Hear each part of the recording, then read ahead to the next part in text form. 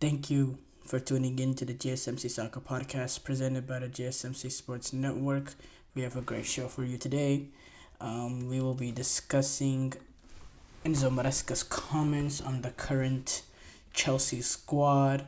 We'll discuss Arsenal in their opening day being able to get past Wolves 2-0.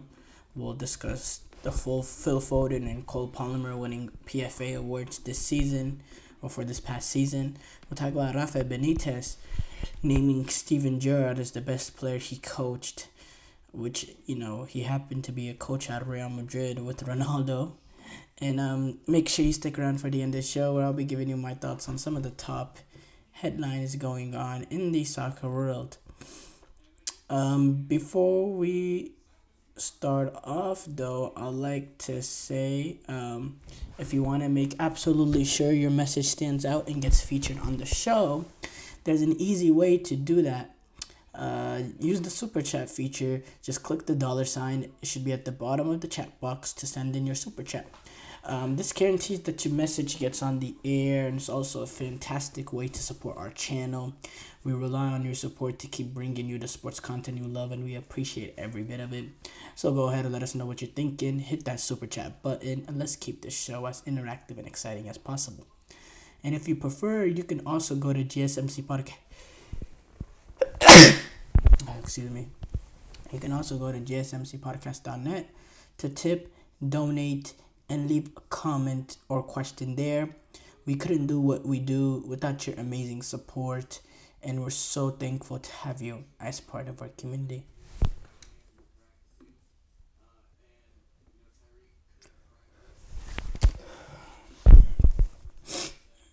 But let's transition. We have to start off with Enzo Maresca and his comments on this current Chelsea squad. Now, with João Felix is coming in, we know how bloated the squad is. We're talking 40, 45 plus players, a ridiculous amount. But Enzo Maresca, wants to be on the more positive side of it, defending the club in terms of the outsider notion that it's a mess, that there's too many players, that there's not enough places in the dressing room, not enough seats in the dressing room. We've heard it all, but when speaking about it ahead of their Conference League playoff, where they'll be playing the Swiss club Servette tomorrow. By the way, Chelsea do have a midweek game already so far playing in Servette. They get to play that game at Stamford Bridge in the first leg before they fly off to Switzerland for next Thursday's second leg tie. But when Enzo Maresca was discussing the situation right now, he said, I am not working with 42 players. That is something from outside. I'm working in this moment with 21 players. Today's session is with 20 players. Yesterday's session was 21. So the other 15 or 20, they are training apart. In the USA, when he was talking about preseason, of course, in the USA we have 26 or 27 players. So are there Chelsea players? 42, 43. So are there 42, 43 Chelsea players? Yes, for sure. But they're not working with me every day. I don't see them, so it's not a mess like it looks from outside. Absolutely not. I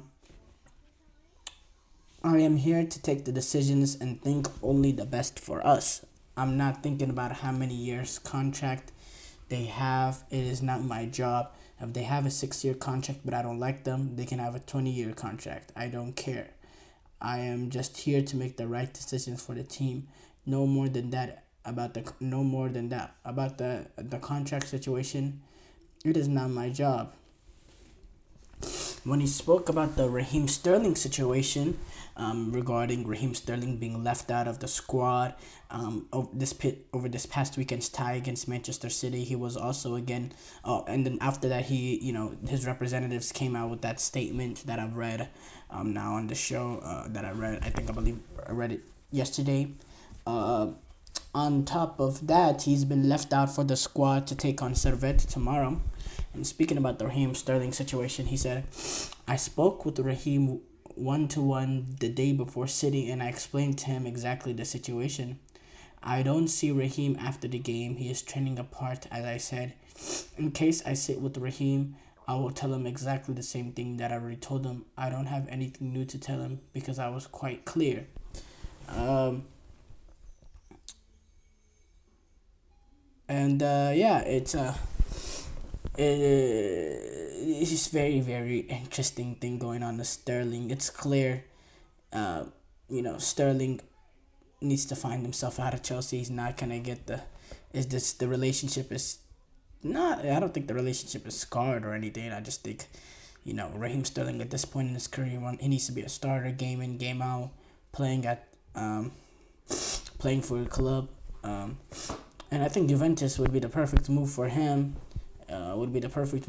So I do. Whenever Maresca was talking about the Gallagher situation, how they needed to sell him to comply with Premier League profit and sustainability rules, and speaking about the Gallagher's name being chanted in the game against City, he said, Enzo Maresca did in that same press conference, it is not only for Chelsea. Many clubs in the moment are selling players from the academy.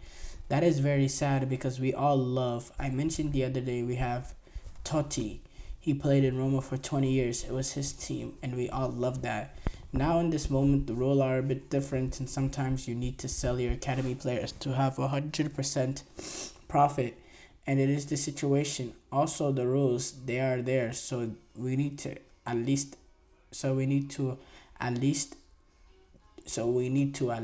respect the rules. Yeah, it was hard reading that quote there because obviously, Enzo Maresca is being a foreigner, so his grammar is not going to be exactly perfect. But that's something I should have noticed and, kind of edited on my own while I was reading it. But look, for me, there was a whole lot of bluff in there. Some things, going back, he doesn't train with the 42, 43 players. Only 20 or 21 are with him every day. Well, I mean, that means a lot of players that are decent are not actually training with the first team, which is an issue in amongst itself. You have players like Raheem Sterling that you paid a big fee for that's not even involved. A guy like Ben Chilwell, who has had injury concerns and has not been at his best for a while now, but doesn't even get a look in the first team, doesn't even get a look in training, is not even allowed to trade. It really is a mess. And look, now with João Felix coming in, is Mikhailo Mudryk, is he the one that's gonna be sent off the squad? Is it gonna be Noni Madueke? It's just even more. It just gets more and more interesting. I mean, that's the nicest way to put it. Interesting is what it is. And yeah, a lot of it was bluff, like the profit and sustainability rules that Chelsea. Okay, look.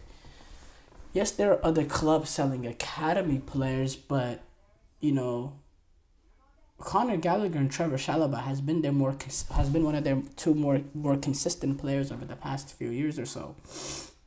I don't see City selling their consistent academy players. Now, I know they sold Cole Palmer, which Chelsea benefit off of, but it was Cole Palmer that was kind of forcing City's hand. A lot of it was bluff in what he said. A lot of it was bluff. But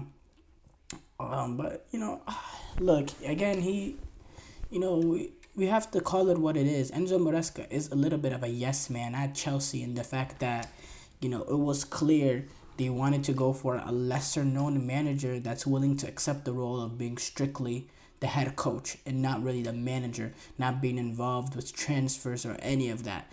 Just be purely a coach of the team and let all the higher ups do all the transfer strategy and the players in. And yes, Maresca was able to bring in a player he wanted like Dewsbury Hall. But it's clear that he's not going to have final say in terms of his team, that he's really going to be strictly a head coach and has nothing to do with the transfer strategy. And now he's out here being a cover-up, almost being the defenders of this current Chelsea regime. and yeah, it's really sad. Um, but again, Chelsea they have a lot to handle now. They still have a few players that they still need to let go over these next days or so. Enzo Maresca he has a huge mission in trying to fit João Felix, Pedro Neto, Nkunku, Cole Palmer, Nicholas Jackson, Mikhailo Mudryk, Noni Madueke. You're looking at Mikhailo Mudryk is, how many minutes is Mikhailo Mudryk going to get this season when there's already the likes of Pedro Neto, Nkunku, João Felix, Cole Palmer, all playing in those similar positions? Noni Madueke. How many players is Mikhailo? How many quality minutes is Mikhailo Mudryk going to get this season? This is a player that Chelsea paid 100+ million for. 100 million or so from Shakhtar Donetsk could take him away from Arsenal, who hasn't got off to the right foot at Chelsea up to this point. How is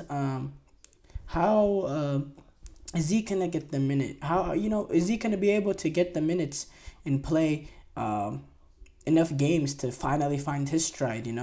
How is he gonna fit in Pedro Neto in there?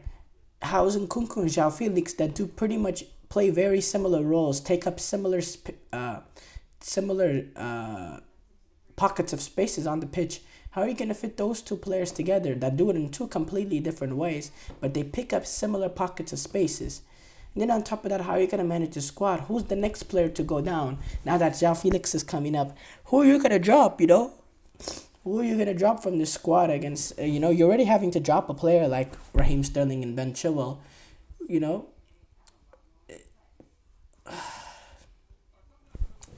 It's really frustrating as a Chelsea fan. It's really, really frustrating as a Chelsea fan. It's really frustrating hearing that press conference because, look, he's kind of a muppet right now. And, he's really up against it. He has a lot to do. They're coming off a poor result, but unexpected result, and not as bad as we thought it would be. But, look, Enzo Maresca has a lot on his plate. And, there's going to be a lot of pressure because, this is Chelsea at the end of the day, and the expectations are always going to be high. But the situation Chelsea find themselves in is unbelievable. It really is. And again, I asked the question that Gary Neville asked yesterday: what do these Chelsea owners know that these other top owners throughout world football do not know in terms of being able to handle finances? I don't know. Short break here though. Coming up when we come back, we'll talk about how impressive Arsenal were in their opening Premier League game against Wolves. I feel like I'm losing my mind. Is everybody in the world blind? Please, Lord, give me a sign, a sign. I feel like I'm losing my mind. Is everybody in the world blind?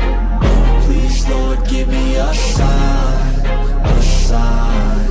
I wanna be the greatest. Everybody on the fake shit. I look around and feel like everybody is the fakest. I make this every day and I'm impatient, hoping one day I blow up from the basement. Statement, the top is so vacant. I don't hear shit that I think is amazing. Waiting for my day when I'm playing sold out shows for 1,000 faces. Hey, give me that crown, get in my way and to be put down. It ain't your place, all this my town. If I want that shit, then I'll get it right now. I'm losing it, the noose it fits. I'm losing shit, a stupid myth. You choose to live or choose to dip. You choose to fight or lose your grip and lose a gift. I feel like I'm losing my mind. Is everybody in the world blind? Please, Lord, give me a sign, a sign. I feel like I'm losing my mind. Is everybody in the world blind?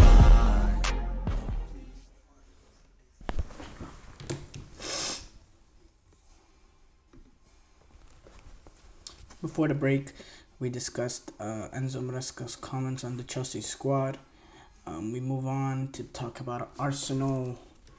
They were able to take an opening day victory behind goals from Kai Havertz and Bukayo Saka as they got past Wolves. In the opening game of the season, they got to open up their campaign at home at the Emirates Stadium, and and they were able to get the job done. Let's go to the stats real quick.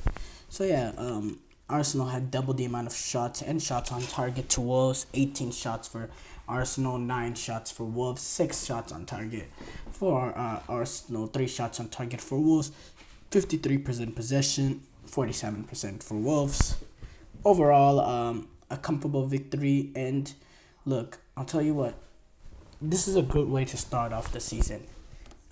For Arsenal, it's expected over last season, how they got off a little bit to a slower start than normal, which ended up biting them from behind.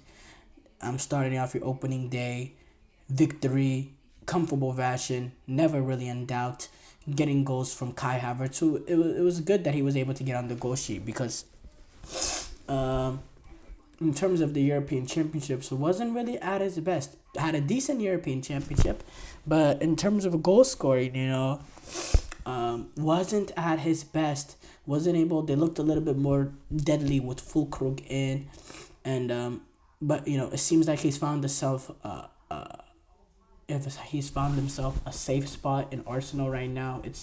He's in his comfort zone, and he's scoring goals, and he's efficient, and he's playing some really good football. I thought overall his play was good. He had one play, he received the ball in a tight pocket, and then hit it right. I don't know if it was a miscontrol, but it went right into Bukayo Saka's pass, and then it led to a shot on target. And yeah, that's just, when Kai Havertz is playing good, it makes Arsenal that much more dynamic. More dynamic. They looked fluid. They looked comfortable. They were able to get crosses into the box. The goal led from a Bukayo Saka. Bukayo Saka had a goal and assist. A brilliant cross left foot. Kai Havertz making that sort of center forward run, which is something we've questioned. Yes, at the 9, he could give you technique, and he has quality, and he can, he can be a connector and all that, build out play and all that, but can he do the dirty work as a number 9? Can he get on the end of crosses? Can he make those runs across the 6-yard box, being at the right place at the right time that a striker is always at? Well, so far to the season, he's done that with that opening goal. And, Wolves, they had their chances. They had a free kick in the 27th or 8th minutes or so from Belgrade that threatened Raya. And yeah, but apart from that, I thought Arsenal looked pretty comfortable. I thought they were a little unlucky not to have a penalty. Arsenal in the 30th minute when Saka went down. And yeah, they just created a lot of opportunities. I believe right before the half, they also had one with, I believe it was Martinelli. It got deflected over the bar on a good play. I think it was a good ball Bladen from Declan Rice, I believed. So yeah, I thought Arsenal, they looked pretty comfortable. And they looked pretty brilliant. They had a lot of opportunities. I thought Wolves had a few opportunities also in the second half as well. David Raya, he made one combination of him making a mistake and also a bad pass from Saliba. I think they were both equally to blame, but it led to an opportunity for Wolves. But apart from that, Arsenal defensively pretty solid, and then it really came down to whether or not Arsenal could get that second goal to smoothen it, because one goal lead is never safe.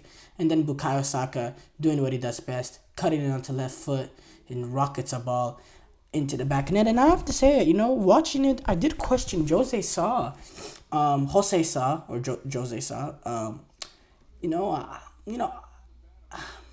I never have sympathy with a goalkeeper getting beat near post. You're already lining up, you're protecting that near post. Yes, the ball is played in with pace, but it's far enough out.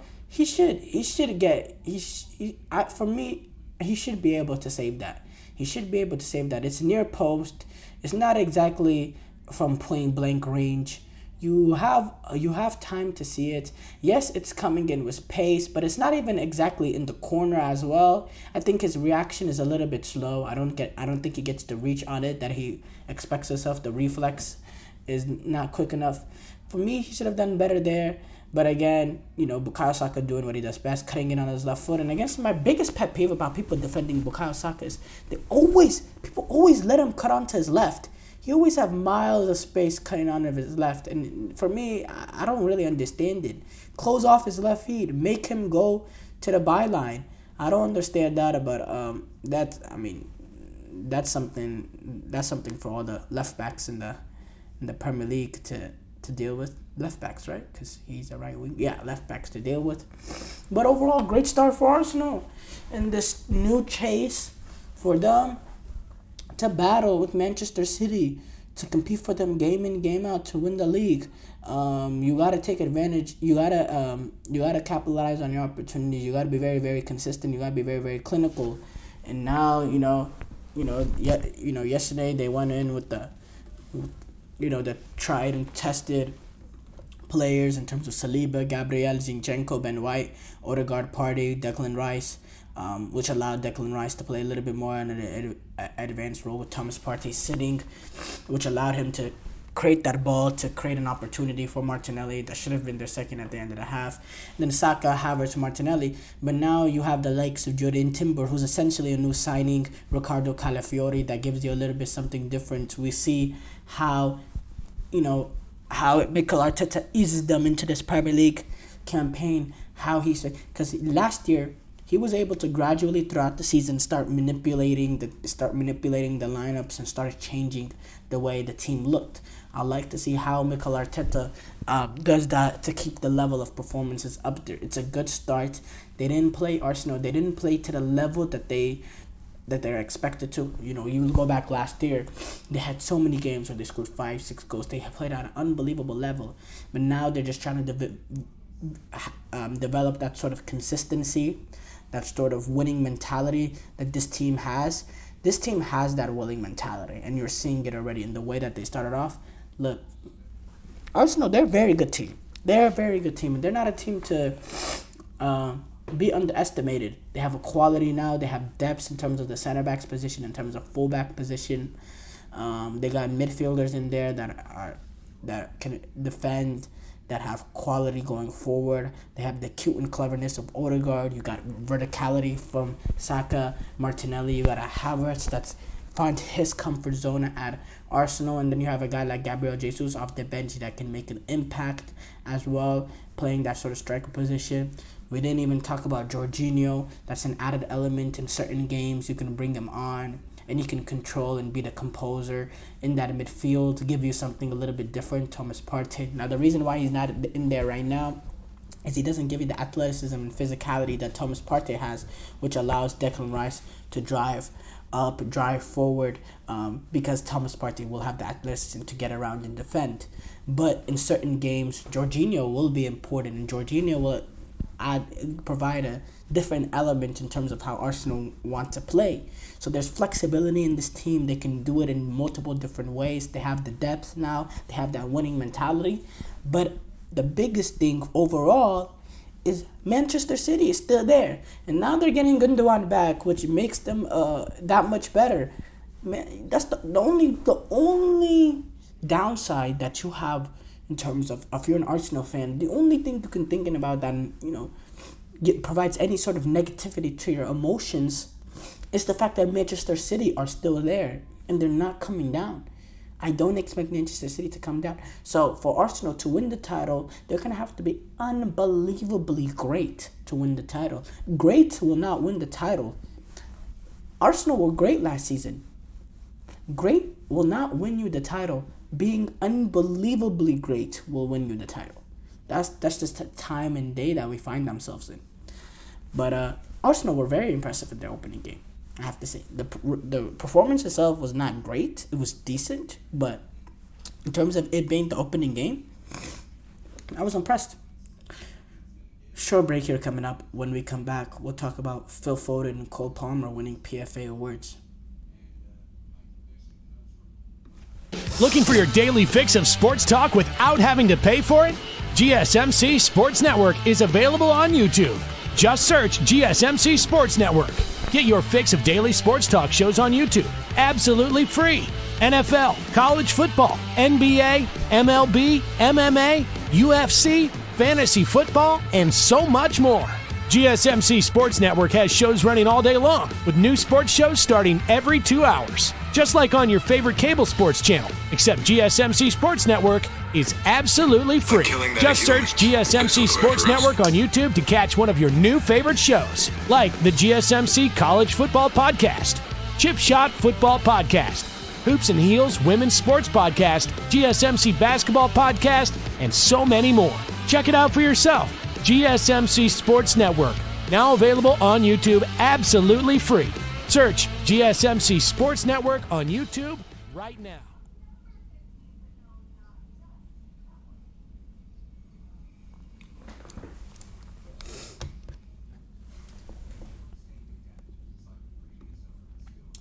Before the break, we talked about how impressive Arsenal were in their opening Premier League game against Wolves.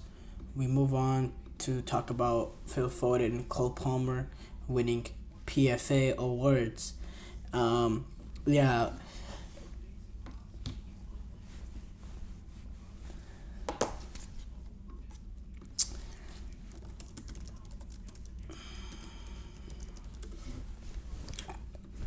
So Phil Foden, he was named PFA Player of the Year after this past season, and this was actually 3 months after winning the FWA Football of the Year, after him being a catalyst from this Manchester City team that won their 4th successful Premier League title.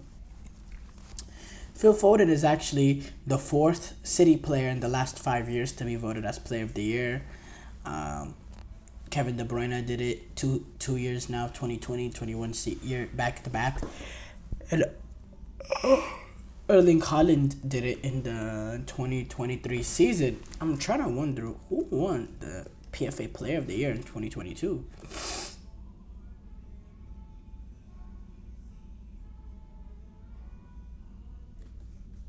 I'm trying to see who won the PFA Player in 2022, because I know City won the...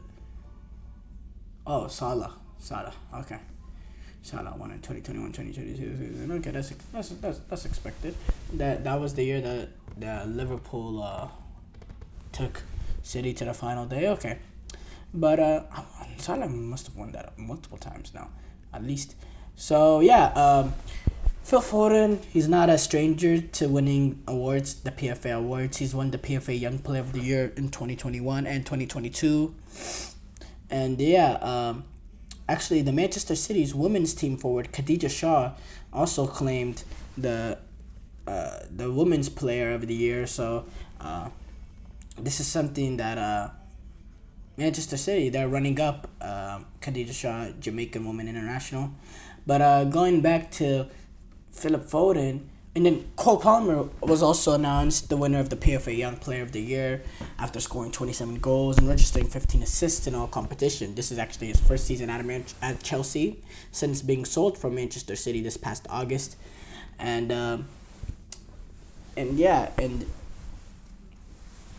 let's start off with Phil Foden, obviously winning PFA Player of the Year. Tremendous season. He had that great start off to his career. Not start, because it wasn't really the start of his career, but that first season that he broke into playing game in, game out in the COVID campaign where they won the Premier League City. We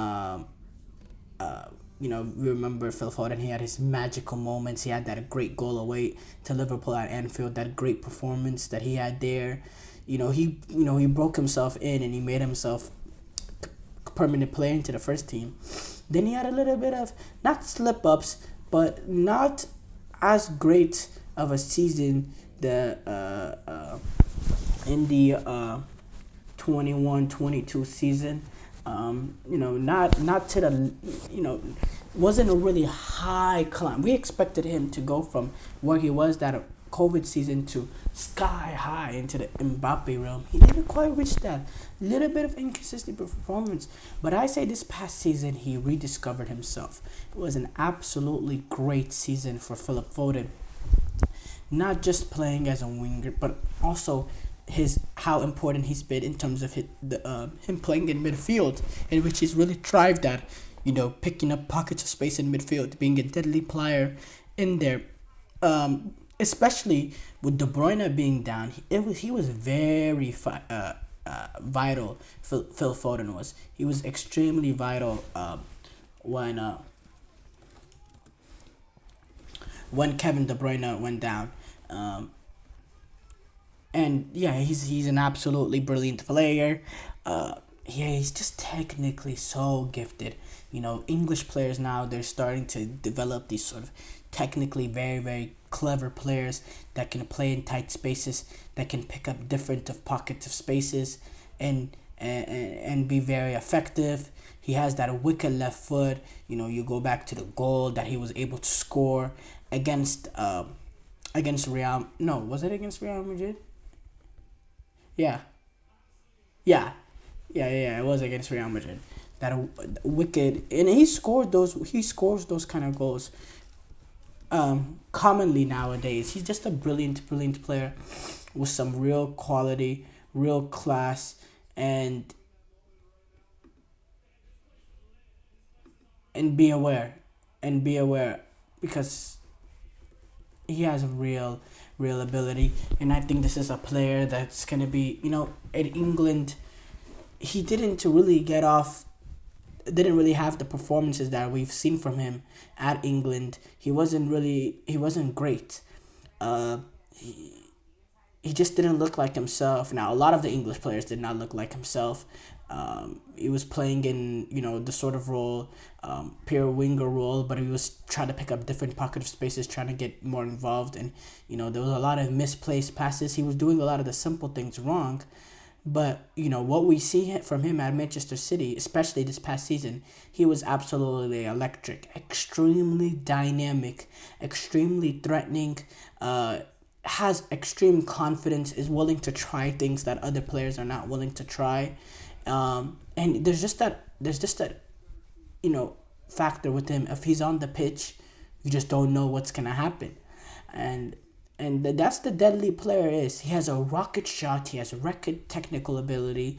For me, he's a great player, and it's a player that Guardiola loves.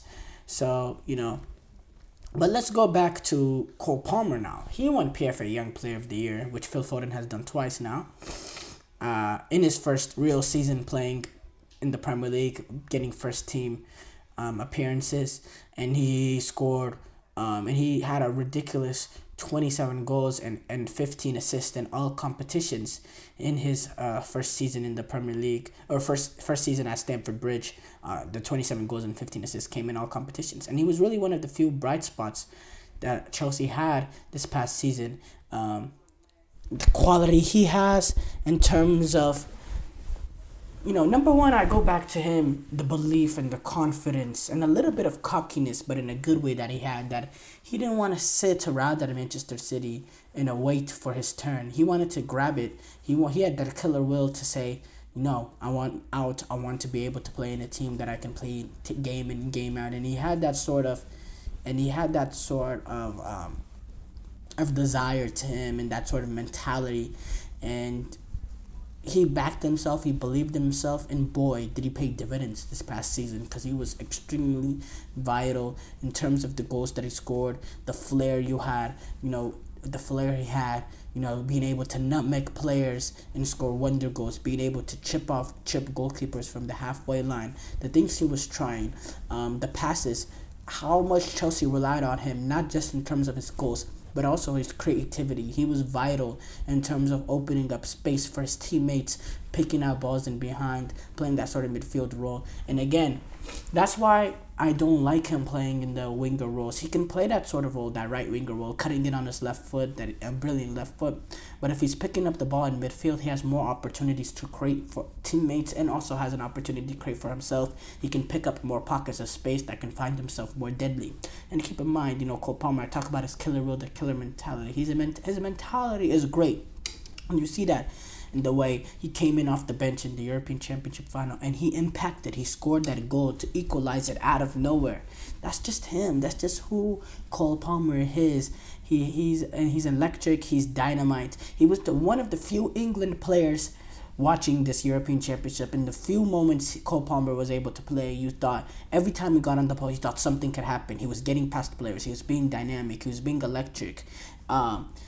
He was one of the few players who thought that. Every other, all the other players that when at this European Championship for England, they got on the ball. We were just like, oh boy, what's gonna happen here? There's nothing. There was no excitement. Every time Cole Palmer got on the ball, as a first person that actively roots against England because of how biased their media is. I was extremely fearing what the capabilities that he could provide, Cole Palmer. And now it's just the key for him is to add on to what he did last season and build some sort of consistency.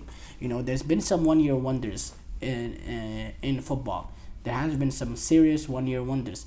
Does Cole Palmer have what it takes to be consistent, to play at this level, game in and game out? Is he that sort of player? We all look forward to that.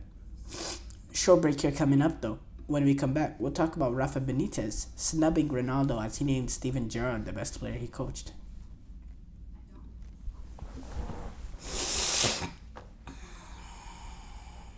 For the best and latest podcasts available anywhere, go to the podcast app on your cell phone and type in GSMC to access free content-rich podcasts on health and wellness, book reviews, sports, entertainment, relationships, social media, movies, technology, finance, and even weird news. Subscribe and download the GSMC Podcast Network's family of shows, available everywhere podcasts are found.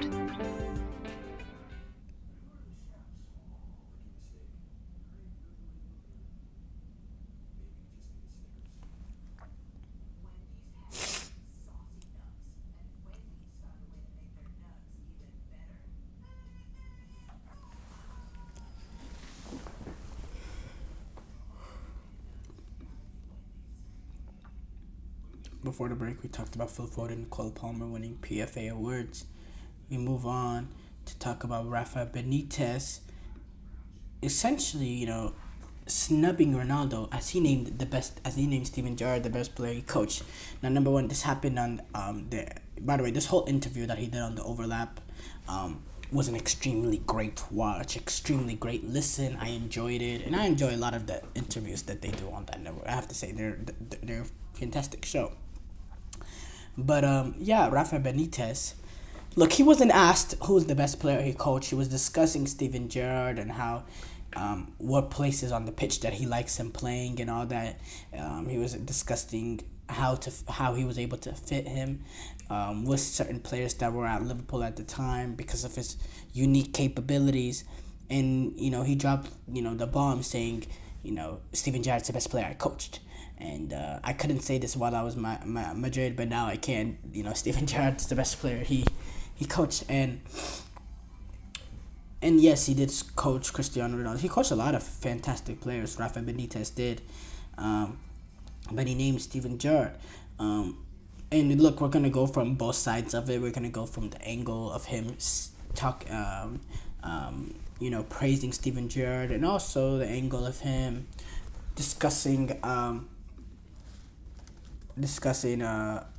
and we're also going to talk about, was this really a snub at Ronaldo?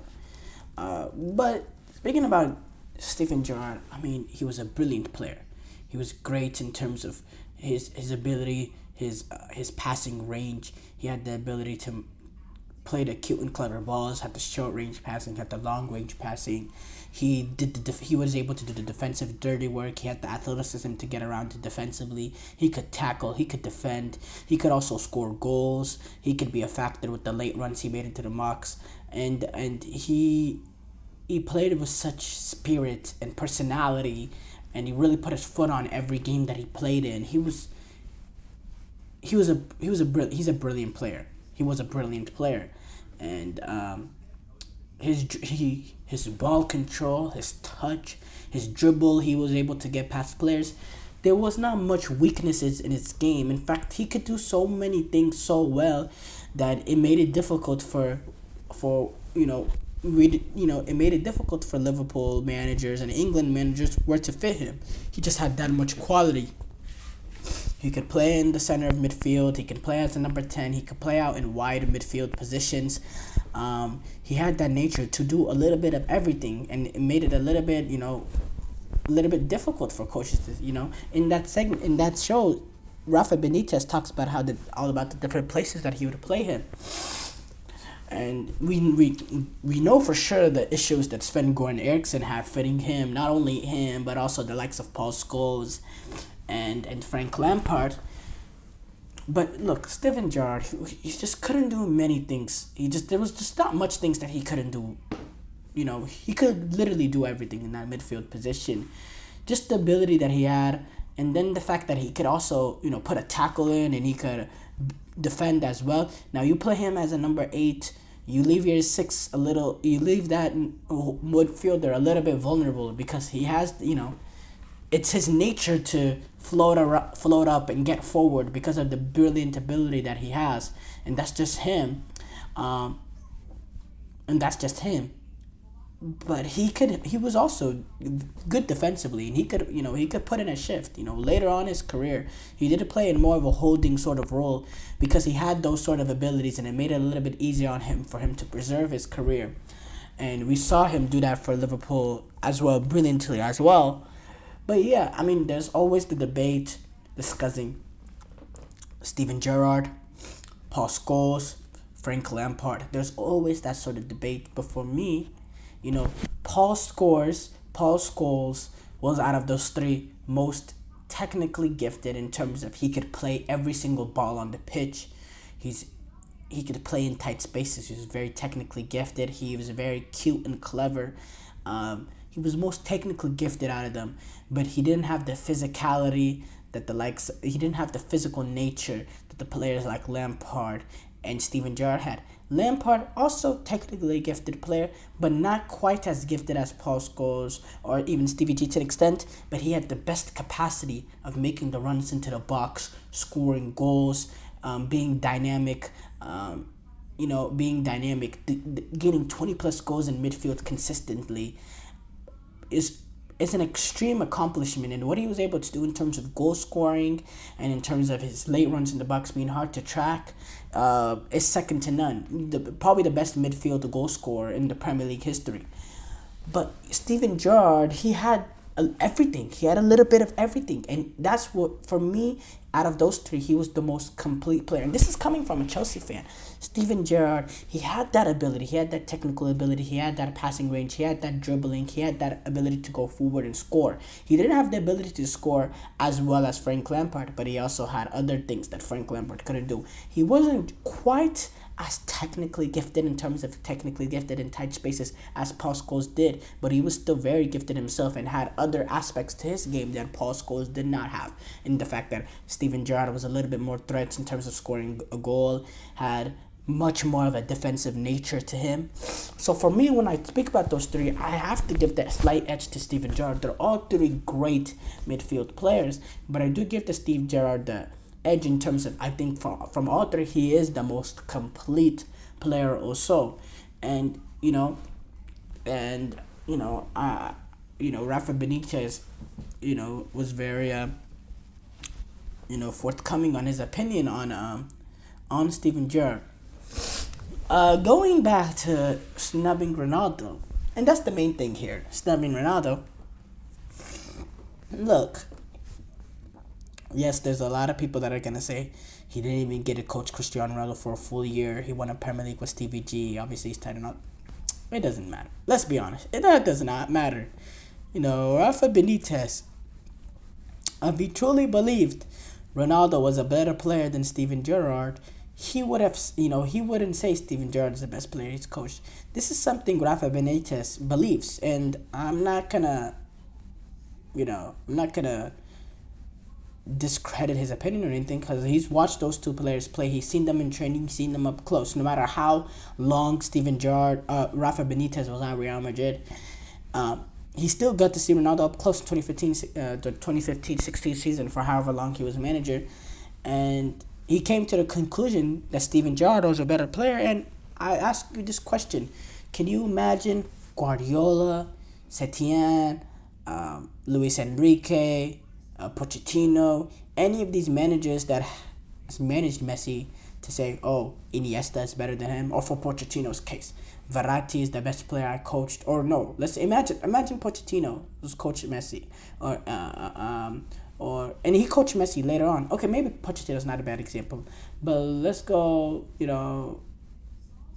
Pep Guardiola. Would he ever say Iniesta is better than Messi? Or even let's go to Pochettino. Would he say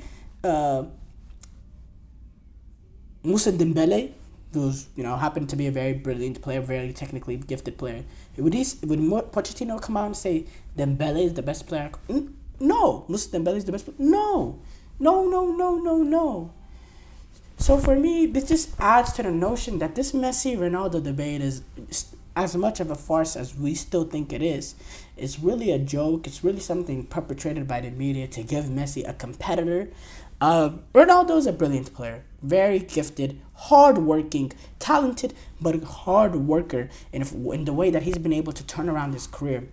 But in terms of Messi and his just pure technical ability, and the fact that he still has the ability to get goals himself, and also is a great player in terms of being able to create for his teammates.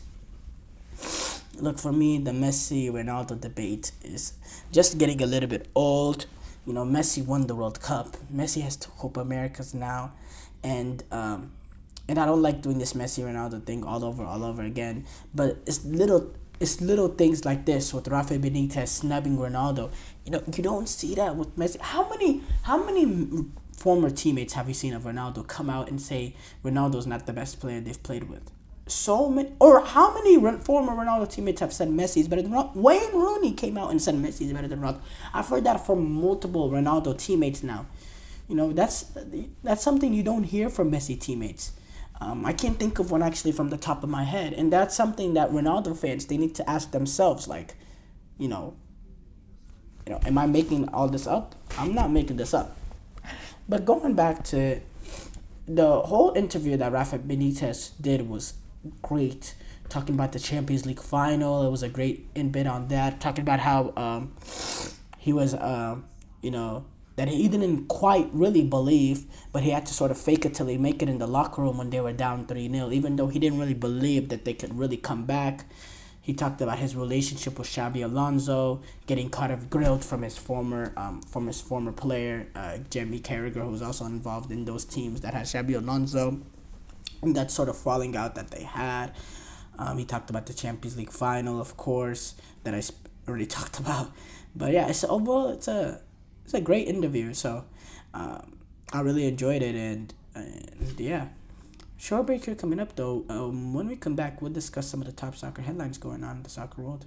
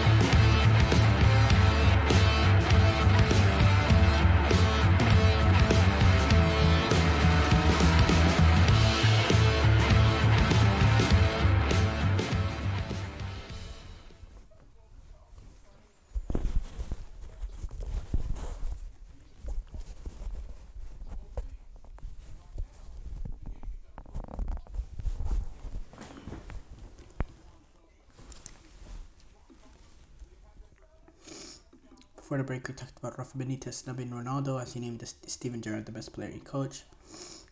We move on to react to some of the top soccer headlines going on in the soccer world. And the Gundogan reunion to City.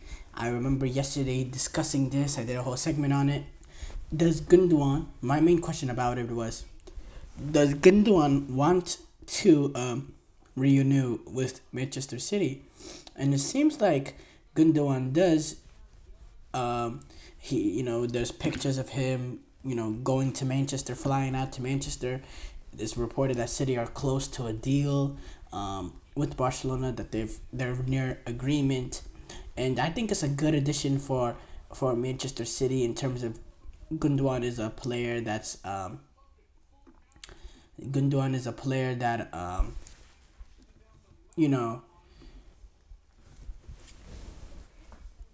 he's done it at Manchester City. He's comfortable there.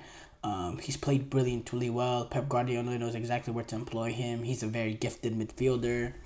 Can slot in right between De Bruyne and Rodri. No problems. No needs to be nothing needs to be asked. He'll fit in perfectly. He'll get in, do the job. Very tidy player, difficult to contain, and City want him back. And that's really the perfect situation for Gundogan after sort of being kind of forced out at Barcelona, going to a team like Manchester City that are still competing at the top of the top. So he doesn't really have a downgrade in terms of what he's competing for. So great deal for City, great deal for Gundogan. Really match made. Perfect. And yeah, it's going to be a 12 months contract, a 1-year deal with an option to extend. Sergio Roberto is going to sign with Como. He's gonna join. He's actually a former teammate of Cesc Fabregas, who's the manager at Como, and yeah, after a free transfer, it's gonna be a free transfer after leaving Barcelona. He's gonna go to Como, and there's a lot of Spanish players that actually been at Como that are arriving at Como. Pepe Reina, Alberto Moreno, who Alberto Moreno. I haven't seen him for a while. He was,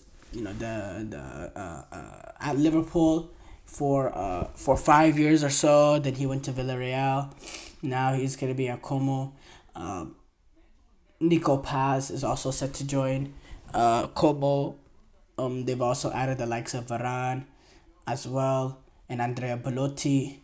They kicked off their Serie A title or Serie A campaign with a 3-0 defeat to Juventus, but they look to bounce back off that. And yeah, the good signing for them and being able to get Sergio Roberto, sort of that good leadership and someone that's done it at the highest level. Dortmund fans, they're planning to protest this at the start of their Bundesliga campaign this season, and a protest with the club's sponsorship deal with Rheinmetall. Rheinmetall is an arms manufacturer. So it's obvious what's going on there. Dortmund fan group. One of the Dortmund sporting associations, the Sodribon Dortmund, said in a statement, "We won't allow ourselves to be hitched to your wagon. We firmly reject the idea that management and its committees at BVB have agreed to use Borussia Dortmund appeal to improve the public image of an arms company and throw their own values overboard in the process." Now, Dortmund announced this deal, 3-year sponsorship deal, 3 days before the Champions League final. And yeah, Rheinmetall is the world's largest maker of artillery ammunition, and is expected to make a record group sale of around 10 billion euros this year. And yeah, it's this is something Borussia Dortmund fans are not a fan of. They labeled this as a bombshell, and yeah, Speaking about it, they also said the timing of the announcement suggests reactions to this controversial decision were deliberately intended to be overshadowed by the reporting on the Champions League final. Negative effects on fans were consciously taken into account.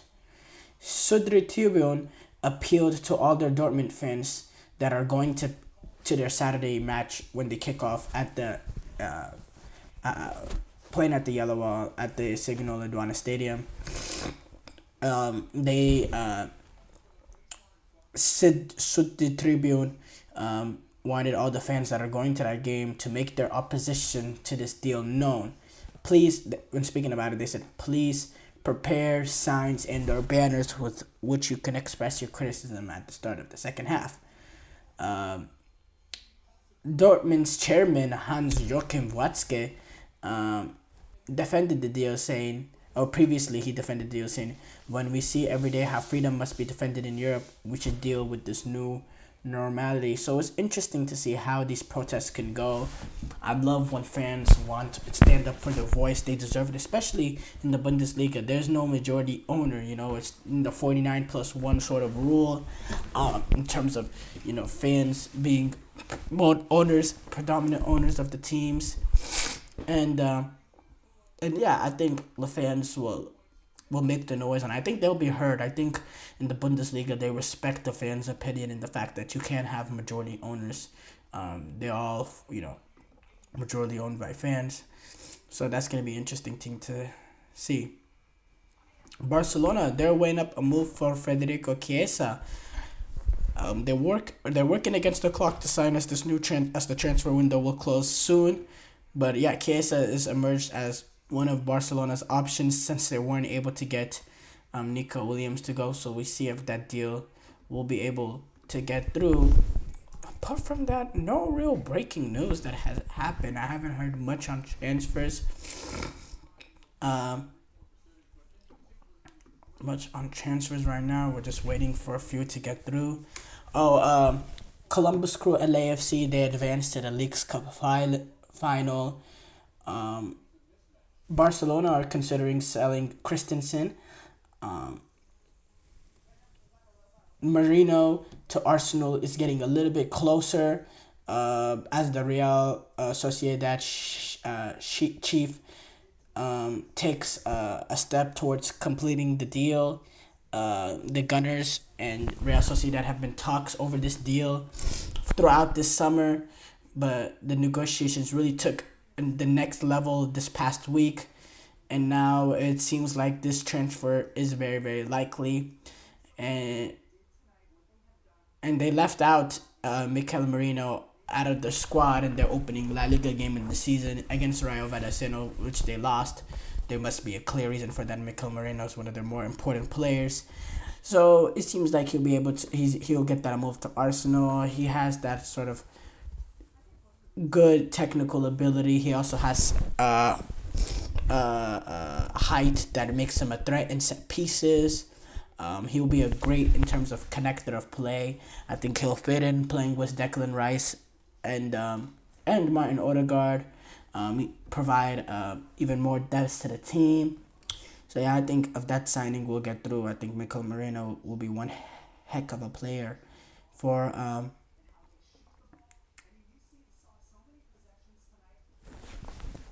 Arsenal. Paulo Dybala, he accepts an offer to join Al Qadsiya. Club is yet to strike the deal with them, but the Roma has not agreed with Al Qadsiya on a fee so far.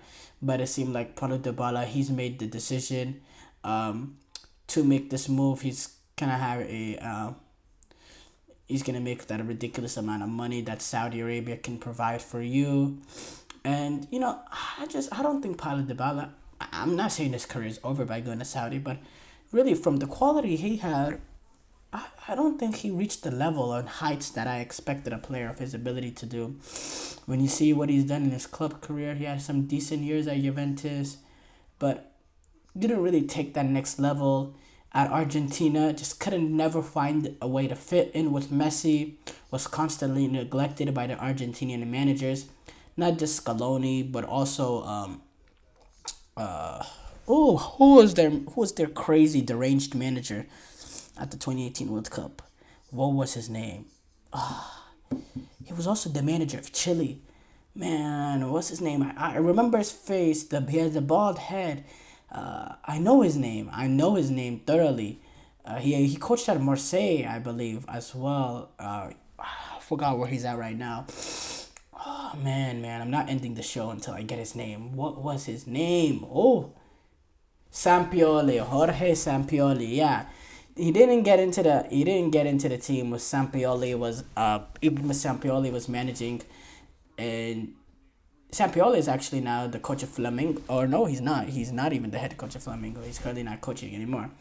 But yeah, I don't think Paulo Dybala reached the heights that he was expected to. But it is what it is.